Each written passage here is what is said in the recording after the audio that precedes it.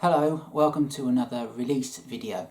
You may remember in the first video I explained a fair bit about what leases were, and in particular towards the end I explained a bit about what service charges were and how they work. If you want a bit of a recap, here's me talking about it then. A service charge is a bill that you pay to cover the costs, the landlord's costs of providing certain services and repairs to your building. So examples of this are cleaning, communal light and power, grounds maintenance, various repairs around the building, whether that's inside or outside or on the estate, lift repairs and maintenance, work and maintenance done to water pumps and things like that. Anything that needs some care and attention around the building that the landlord is responsible for, they will do the work, or they will arrange for the work to be done, and you will be responsible for paying towards it. So we're going to look in a bit more detail today about service charges. In particular, we're going to deal with two things. We're going to deal with two types of service charges. They are fixed and variable. And then I'll go through some details about timescales that your landlord will need to work towards in order to make sure that they can get the money from you. And I'll be doing all of this through the universal medium of monopoly money. Then in the next video, I'll be talking to you in a bit more detail about apportionments. That's to say the fraction that you pay towards your costs relative to the costs for the entire building that you live in. So that's what you can look forward to in the next video.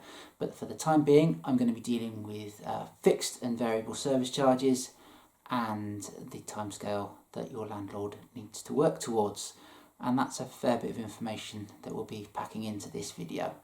So let's get on with it. First things first, the two types of service charges, fixed and variable, and which of those two types you will be expected to pay will be defined in, altogether now, your lease.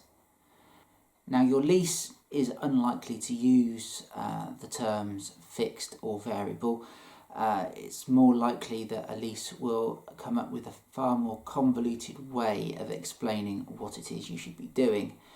But ultimately it will boil down to one of those two things, fixed or variable. Lawyers do like to write things in a very complicated way. The first of those two options is possibly the easiest, but also probably not the fairest, and that's fixed. And this is how it works. Your landlord will tell you how much they expect your services will cost over the forthcoming year, and they will bill you for it and you pay it, and that's it.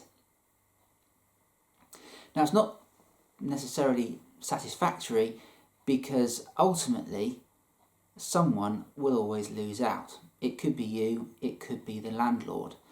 If at the end of the service charge year it turns out that the services actually cost less than they charged you, there's not much you can do about it.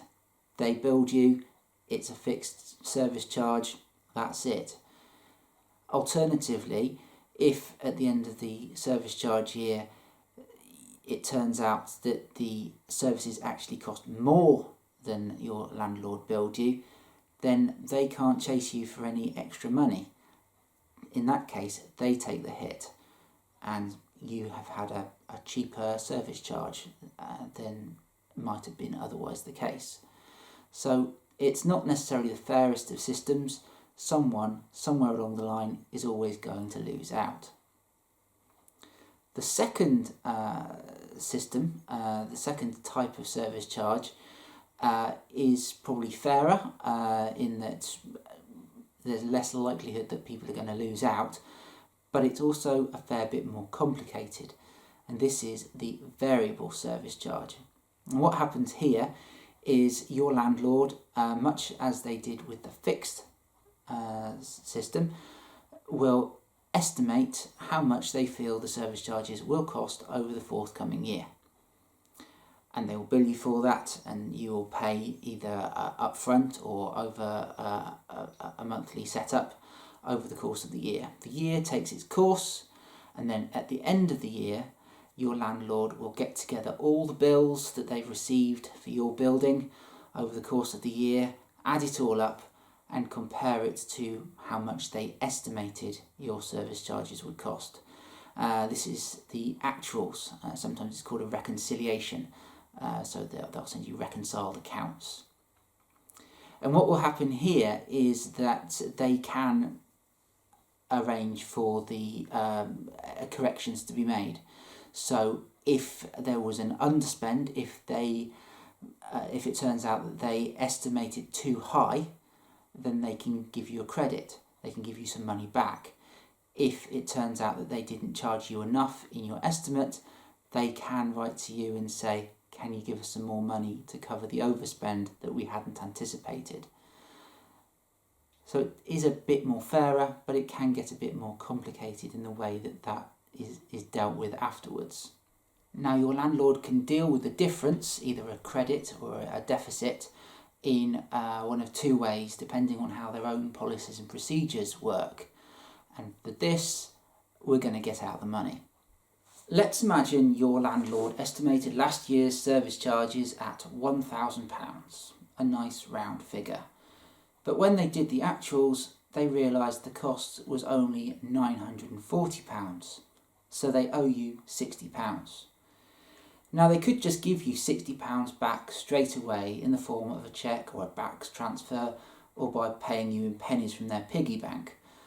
Or they could do something different. They could credit your service charge account. For this, we need to take a slight shift in our focus, because it's likely that at the point at which your landlord tells you about your actual cost for last year, you'll be halfway through this year's service charges. So let's imagine that for this year, your landlord has estimated your service charge to be £1,200. So it's gone up a bit. So if you pay in your monthly instalments, that works out at £100 a month. If we imagine we're exactly 6 months through the service charge year, this means your landlord may split the £60 they owe you across the remaining 6 months of the year, so £10 a month. So instead of charging you £100 a month for the current service charge year, they'll now knock off £10 a month to take into account last year's underspend. So now they'll be charging you £90 for the remaining 6 months of the year. Then, by the end of the year, everything will balance out. You'll have paid the full amount for this year's estimate, but you'll also have got your £60 back for last year's underspend. And it works in a similar way if there's an overspend. Let's imagine now that your landlord's estimate was £60 out the other way. The bill came to £1,060 for last year, so you now need to pay the landlord an extra £60. This time around, assuming this year's monthly service charge payment is still £100, they will add £10. So now you'll be paying £110 for the remaining 6 months. £100 for this year's estimate and £10 for the overspend from last year. Now that's all very well, but if your landlord is to stand a snowball's chance in hell of getting any extra money from you, then they have to do everything in the right sort of timescale. And this is all down to something called the 18-month rule. Section 20B of the Landlord and Tenant Act of 1985, which I'm sure is everybody's bedtime reading, says landlords must notify you of service charge costs within 18 months of them being incurred. To play on the safe side, landlords will usually assume that some bill or other out of everything that they've charged you was incurred on day one of the service charge year. So they've got 18 months from day one to get their affairs in order. So if your landlord's service charge year runs from the 1st of January to the 31st of December of this year, they have until the 30th of June next year to get their actual accounts out to you.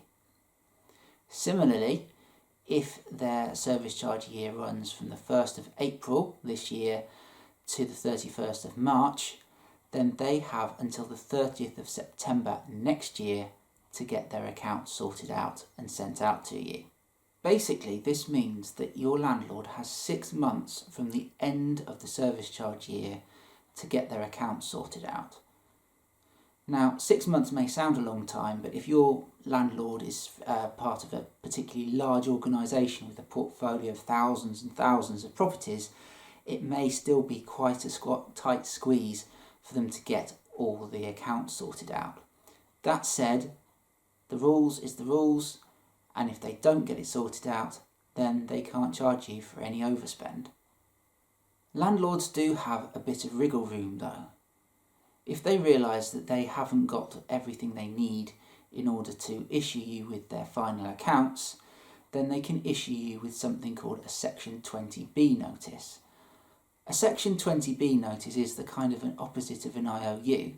It's basically them saying, we know we haven't got all the information available at the moment to bill you, so we're writing to you to let you know that we will be billing you in the future at some point.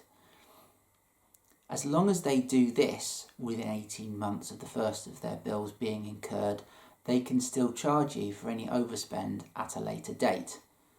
But they do have to do it within 18 months. That's probably enough to be getting along with for the time being. I appreciate there's a lot of facts and figures and dates and all sorts going on there. Hopefully you found it interesting. If there's any questions you have resulting from this video or any other questions you have about leases and service charges, please put them in the comments section below and I'll have a look at them and see if I can answer them or devote an entire video to your questions. As I said earlier on, the next video will all be about the wonderful, very, very sexy world of apportionments. So stay tuned for that. Please hit subscribe to find out alerts of when my next videos are up. And in the meantime, thanks for watching and goodbye.